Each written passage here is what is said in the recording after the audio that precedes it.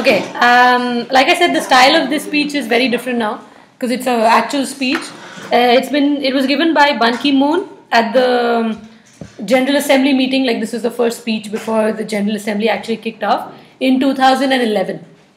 Okay, because he talks a little bit about Libya and the situation in Syria and things. So now just to give you so you can place yourself in terms of time.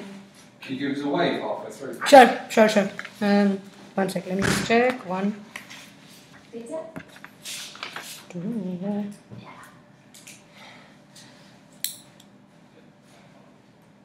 Okay. Yeah, whatever. All right, okay. And he, the theme or whatever of this 66th General Assembly was "We the Peoples." Okay, that was sort of like the slogan. So he says that. Right? So let's go. Ban Ki-moon. Yes. Mr. President, distinguished heads of state and government, excellencies, ladies and gentlemen. Next month, a child will be born. The 7 billionth citizen of our planet Earth. Let us assume this child is a girl. Most likely, she will be poor. She may or may not grow up to be healthy and strong. If she is especially lucky, she will be educated and go out into the world full of hopes and dreams. Beyond that, we know only one thing with certainty. She will enter a world of vast and unpredictable change. Environmental, economic, geopolitical, technological, and demographic. The world's population has tripled since the United Nations was created, and our numbers keep growing. So do the pressures on land, energy, food, and water. The global economic crisis continues to shake businesses, governments, and families all around the world. Joblessness is rising, social inequalities grow wider, and too many people live in fear. The UN exists to serve those in whose name it was conceived. We, the peoples. During the past 5 years, as UN Secretary General, I have traveled the world to meet people where they live and to hear their hopes and fears. 2 weeks ago, I visited Kiribati and the Solomon Islands. Villagers told me of their fear of climate change. Rising seas were washing away their homes. One day, the entire islands might be swept away. A young girl named Tamauri mustered her courage to speak. "What will become of us?" she asked. "What can the United Nations do for us?"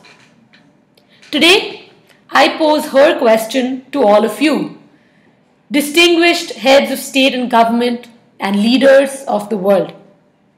What can we do? How can we help our people find greater peace, prosperity, and justice in a world of crises? As I reflect on my time in office during the last 5 years, I am full of passionate conviction, unshakable faith in the enduring importance of this noble United Nations. Today, I would like to share with you my perspective on the way ahead.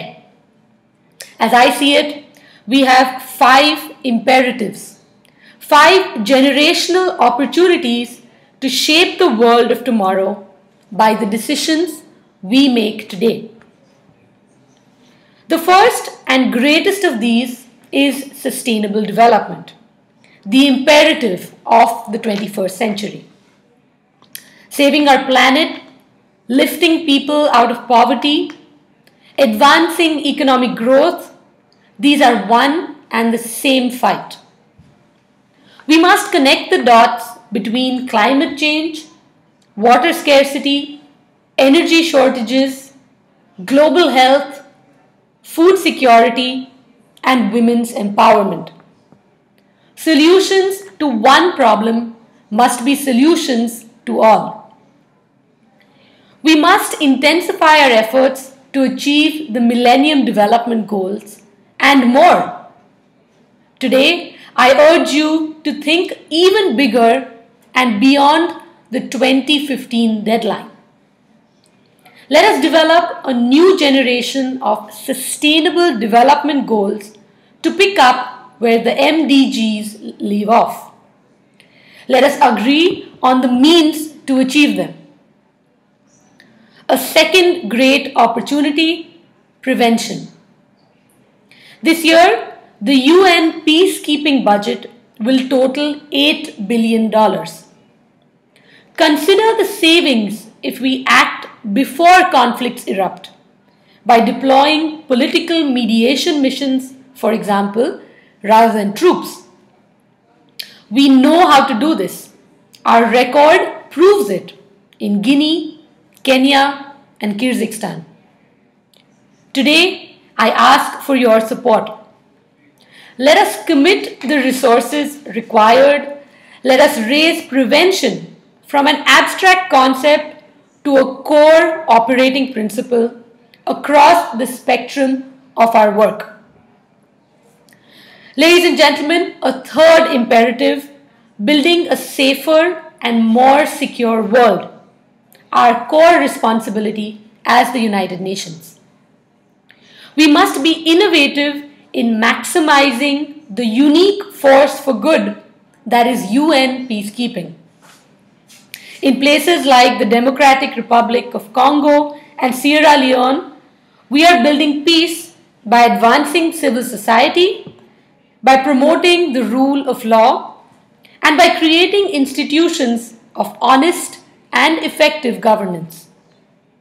Let us keep pushing on disarmament and non-proliferation. Let us fulfill the dream, a world free of nuclear weapons. Ladies and gentlemen, the fourth big opportunity, supporting nations in transition. This year's dramatic events in North Africa and the Middle East inspired us. Let us help make them and make the Arab Spring a true season of hope for all. In Libya, we are deploying a new UN support mission to assist the Libyan authorities establish a new government and legal order, something that is consistent with the aspirations of the Libyan people. Syria is a special concern. For 6 months, we have seen escalating violence and repression. The government has repeatedly pledged to undertake reforms and listen to its people, but it has not done so. The moment to act is now. The violence must stop. Others also look to us, the United Nations. A country may be emerging from war. It may be moving from autocracy to democracy, from poverty to a new prosperity. The UN must help that country find the right path. That may involve support to restore justice or build back public services. It may mean helping to organize elections or write a constitution. Our challenge today is to cement this progress and to apply the lessons learned elsewhere. Fifth and finally, we can dramatically advance our efforts in every sphere by working with and working for women and young people. Women hold up more than half the sky and represent much of the world's unrealized potential. They are the educators. They raise children. They hold families together and increasingly drive economies. They are natural leaders. We need their full engagement in government, business, and civil society. And this year, for the first time, we have UN Women, our own unique and powerful engine for dynamic change. I am especially pleased to see so many women at this year's General Assembly. I welcome in particular the next speaker, Brazilian President Dilma Rousseff, the first woman in UN history to open our general debate. We can be proud of how many women leaders we have at the United Nations. We will continue our policy of promoting women at all levels of the organization. And we will focus on the next generation. Young people are more than just our future. They are also our present, both in numbers and in how they drive political and social change. We must find new ways to create decent jobs and opportunities for them around the world. Excellencies, these are extraordinary challenges, and we cannot respond in ordinary ways. We need one thing above all else: solidarity. Excellencies, distinguished heads of state and government, here in this great hall, the shrinking islands in the vast Pacific may seem far away. Yet, I hear that young girls plea as clearly as if she were right here next to me. Perhaps this is because 60 years ago, I was that child. The United Nations is the answer, as it was then.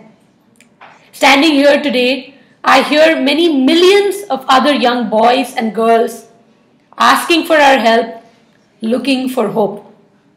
We, the peoples. 7 billion now look to us, the world's leaders.